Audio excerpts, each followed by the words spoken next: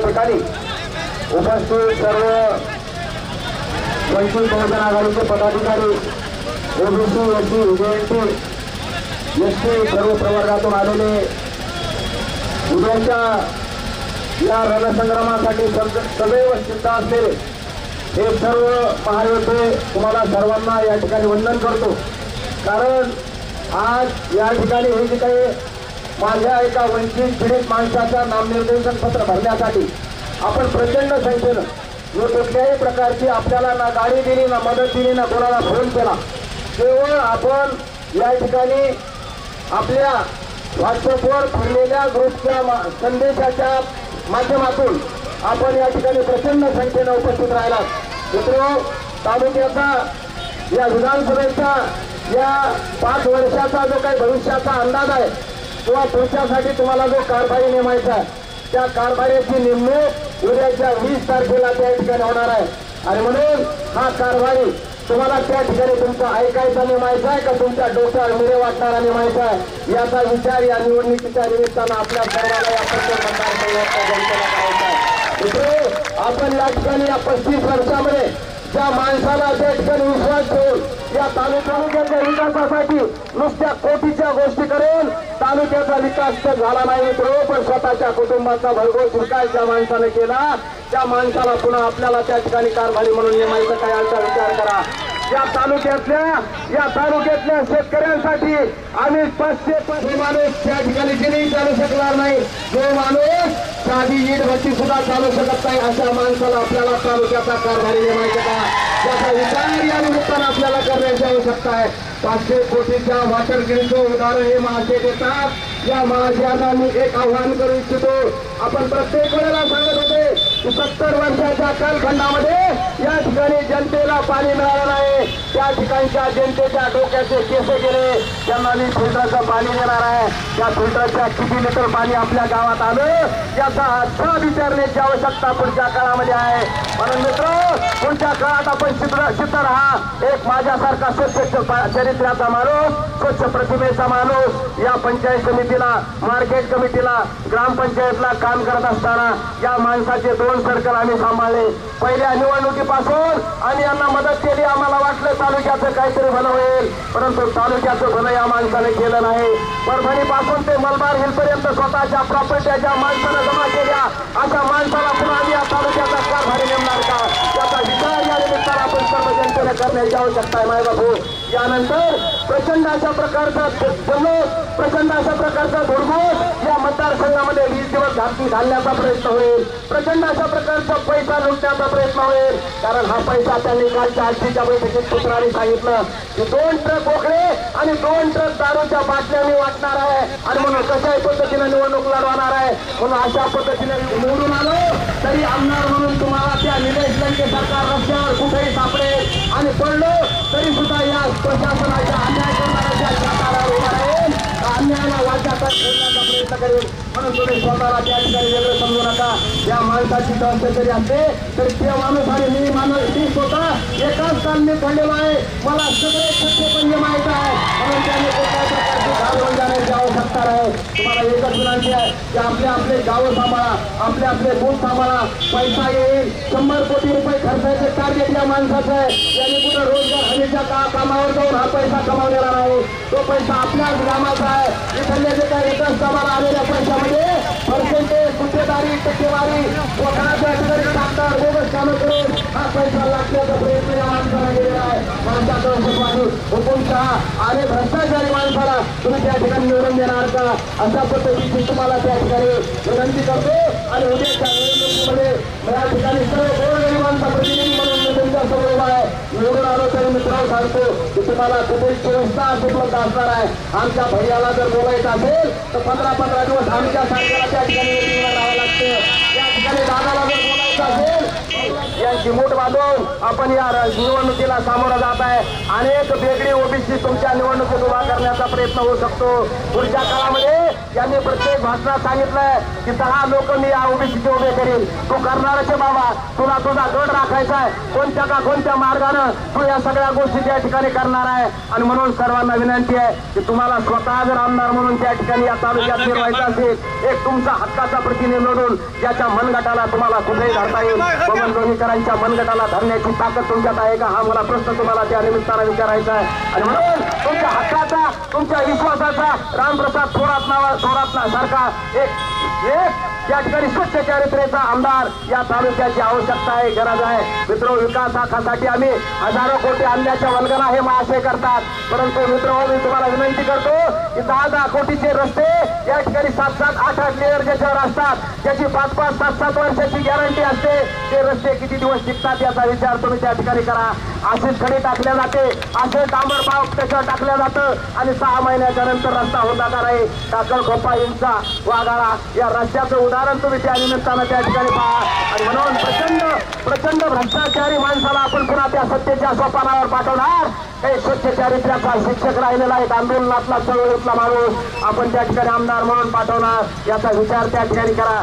याचं चारित्र्य त्या ठिकाणी तपासावं लागणार आहे, त्याची आर्थिक स्थिती त्याची पाठीमागची तपासावं लागणार आहे. अशा माणसापेक्षा एक स्वच्छ प्रतिमेचा निर्भीड आणि एकच बायको असणारा माणूस तुम्हाला त्या ठिकाणी नको याचा विचार तुम्ही या निमित्तानं करण्याची आवश्यकता आहे मित्रो. आणि पुढच्या काळात निवडून आलो तर तुम्हाला सांगतो की माझ्या संपत्तीचा हिशोब मी प्रतिवर्षी जनतेच्या दरबारामध्ये सादर करेल. मी कुठल्याही त्या ठिकाणी भ्रष्टाचाराला बळी पडणार नाही, कारण मला एकच फोट आहे, MBBS ला लागले, दुसरी बायको तर नाही, त्याच्यामुळे तिला काय होण्याचा संबंधच नाही. त्याच्यामुळे एक तुम्हाला शब्द या ठिकाणी सांगतो, एक चांगला प्रतिनिधी तुम्ही निवडून द्या आणि या तालुक्याच्या विकासामध्ये त्या ठिकाणी हातभार घाला. 25 वर्षाच्या पूर्वी आपण पाहतो की काही लोकांनी शाश्वत व्यवस्था या ठिकाणी केल्या, कोणी कारखाना आणला, कोणी डेपो आणला, कोणी नवोदय आणलं. त्यांनी 25 वर्षाच्या कालखंडात सांगायसारखे एखादं तरी काम करावं. रस्ते, नाल्या, पाणी ही तर गरज आहे, तिथं कोणालाही करावंच लागणार आहे आणि तिला तर पैसे येणारच आहे. आणि अशा परिस्थितीमध्ये निश्चितपणानं पुढच्या कालखंडामध्ये या तालुक्यात 3-4 कामं या ठिकाणी करायचे. या ठिकाणची NIDC भरपूर पैसे असलेले तिथं अनेक उद्योग आपण स्थापित करू, जेणेकरून तरुणांच्या हाताला रोजगार त्या ठिकाणी मिळेल. सिंचनाचा प्रश्न आपण त्या ठिकाणी सोडू, सिंचनाच्या माध्यमातून ज्या जे काही सिंचन कंपन्या स्थापन करून, सिंचन व्यवस्था स्थापन करून या शेतकऱ्यांना पाणी कसं देता येईल याचा विचार करून. मित्रांनो, आज शिक्षण खातं असेल, आरोग्य खातं असेल, या छोट्या छोट्या खात्यामध्ये भ्रष्टाचार चालू आहे. तिथून हप्ते घेतल्या जातात, हप्त्याशिवाय कोणतंही कार्यालय चालत नाही. अशा पद्धतीला या ठिकाणची रचना आहे. इथं एकही अधिकारी यायला तयार नाही. अधिकारी जरी यायचं तर विचारतो की बाबा बिहार बरं मला पडतो नको, माणूस त्या ठिकाणी काम करू देत नाही. अशा प्रकारची परिस्थिती या मतदारसंघाची आहे. म्हणून अधिकारी कटाळलेले आहेत, शेतकरी कटाळलेले आहेत आणि पदाधिकारी कटाळलेले आहेत. ते म्हणजे दादा सर आम्ही तुमचे हितचिंतक आहेत, परंतु आमचा फोटो दिसला तुमच्या समोर की मोबाईल फाकू पाहिला जातो आणि आमच्यावर दबाव येतो. म्हणून आम्हाला जिथं आहे तिथं राहू द्या, तिथं राहू नये. आम्ही जे करायचं तेच करणार आहोत आणि त्याच्यामुळे कोणत्याही कार्यकर्त्यावर शंका घेऊ नका. काही जणांच्या अडचणी आहेत, काही जणांचे प्रॉब्लेम आहेत, काही जणांच्या गुत्तेदाऱ्या चालू आहेत, काही जणांच्या पदावर आहेत आणि हा माणूस कसे बोटं घालतो हे सगळ्यांना सांगायची आवश्यकता नाही. आणि म्हणून मी तुम्हाला सर्वांना विनंती करतो, उद्याच्या 20 तारखेला या ठिकाणी गॅस सिलेंडर वंचित बहुजन आघाडीच्या गॅस सिलेंडरवर आपण सर्वांनी मतदान करा. मतदानाची टक्केवारी वाढवा आणि मला या परतूर तालुक्याचं प्रतिनिधित्व करण्याची संधी या निमित्तानं द्या. तुमच्या हक्काच्या माणसाला त्या ठिकाणी पाठवा, एक सर्वसामान्य माणसाला तुमचा प्रतिनिधी म्हणून निवडा, एवढीच विनंती या निमित्तानं करतो. आजच्या या कार्यक्रमाला आमचे बटोळे मामा त्या ठिकाणी सर्वांना परिचित आहेत, हे त्या ठिकाणी उपस्थित राहिले. आमचे दगणे मामा हे उपस्थित राहिले, यांनी त्या ठिकाणी त्या आंदोलनामध्ये प्रचंड अशा प्रकारचा भाग घेतलाय. राष्ट्रपती जिल्हाध्यक्ष आमचे भगवानराव गायकवाड हे या ठिकाणी उपस्थित आहेत. सर्व राष्ट्रपती टीम या ठिकाणी उपस्थित आहे. सर्व वंचित बहुजन आघाडीचे पदाधिकारी ज्या विवादाचं रान करतात, आमचे मार्गदर्शक या विभागाचे उपाध्यक्ष दीपकराव डोके हे आपल्या फौजेने या ठिकाणी उपस्थित आहे. जितेंद्र सिंह जे आमचे निरीक्षक आहेत ते सुद्धा या ठिकाणी उपस्थित आहेत. जिल्ह्याचे अध्यक्ष उपाध्यक्ष पदाधिकारी हे सर्व उपस्थित आहेत. ओबीसीची सर्व टीम या ठिकाणी उपस्थित आहे. मी तुम्हाला त्या ठिकाणी शतशः नमन करतो आणि या 20 तारखेपर्यंत जागे राहा. नाही जर जागे राहिलो आपण तर मित्र आपली रास तयार आहे आणि रासेवर जर आपण संध्याकाळी झोपलो तर हा चोर येऊन आपली रास भरून नेल्याशिवाय राहणार नाही. आणि म्हणून तुम्हाला सांगतो या निमित्तानं जागरूक राहून आपल्याला या मतदारसंघाचा पुन्हा नव्यानं इतिहास लिहायचा आहे। या ठिकाणी बोलणारा माणूस एक सर्वांना चालणारा माणूस या निमित्तानं तुम्हाला मिळणार आहे आणि एवढीच विनंती या निमित्तानं करतो आपण सर्वजण या ठिकाणी उपस्थित राहिला। मी तुम्हाला काही 10 दिवसापासून फोन करत नाही, जिथून फोन चालू आहे 29 तारखेसाठी 5-5 हजार चालू आहे। बोकड्यांचा विषय काय करायचं, तुमच्या फोन पेवर पैसे येणार आहेत, 100 कोटीचं टार्गेट आहे। का नाही करणार, कारण 10,000 कोटीची त्या ठिकाणी प्रॉपर्टी झाली। 27 मशीन 30 मशीन महिनाभर भगवान भाऊ जर मोजायला ठेवल्या तर त्या महिनाभर चालत्यानं संपून जात्याल तरी संपत्ती सरणार नाही। म्हणजे संपत्ती कोणत्या रानात कोणत्या झाडाला लागली याचा विचार आपल्याला या निमित्तानं करण्याची आवश्यकता आहे। मला त्याने सांगितलं की मी माझ्यामुळे तुमची 40 एकर जमीन झाली, माझा आव्हान आहे बाबा देवेकरांना, शंभू महादेवामध्ये आपण जाऊ, माझ्या बापदाद्याची जेवढी जमीन होती त्याच्यापेक्षा 2 एकर जर शिल्लक असेल तर निश्चितपणानं मी राजकारणाचा संन्यास घेईल आणि तुमच्यामुळे जर माझं काही भ्रष्टाचाराला त्या ठिकाणी वाढलेली संपत्ती असेल तर मी राजकारणातून संन्यास घेईल। त्यांनी सांगितलं की याच्यामुळे माझं पोरग मेडिकलला लागलं। माझा त्यांना सवाल आहे की माझ्या पोराला मार्क पडले तर बबनराव लोणीकर कोणत्या सेंटरवर कॉपी द्यायला गेले होते, हा प्रश्न त्यांना या निमित्तानं विचारण्याची आवश्यकता आहे। आणि म्हणून तुमच्या पाठीमागे खंबीरपणाने उभा राहील की त्याच ताकदीने या ठिकाणी मी निवडणूक लढवणार आहे। अनेक प्रकारच्या अफवा केल्या जातील, आम्हीच उभा केलेला आहे। कोणी म्हणतात या ठिकाणी वेगवेगळ्या पक्षाचे लोक म्हणतात रामप्रसाद थोरातला त्या ठिकाणी कोणीतरी उभं केलं, बबनराव लोणीकरांनी उभं केलं। माझा आणि बबनराव लोणीकरांचा 35 वर्ष संबंध होता।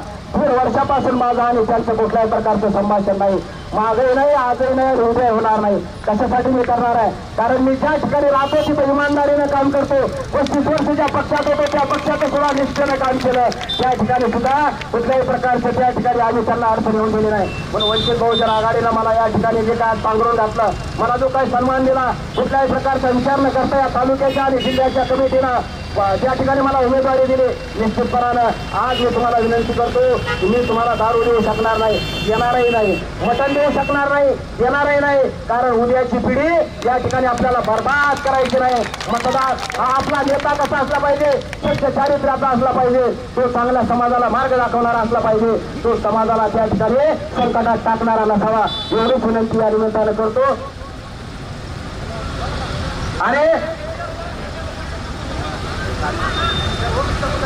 आणि या ठिकाणी तुम्हाला सांगतो की आपण सतत 1.5 वर्षापासून जे ओबीसीचं आंदोलन त्या ठिकाणी उभं केलं आहे, माळी असतील, वंजारी असतील, धनगर असतील, बंजारा असतील, मायक्रो ओबीसी असतील, एससी असतील, एसटी असतील, या सगळ्यांची मूळ बांधून सोशल इंजिनिअरिंग आपल्याला त्या ठिकाणी करायची आहे।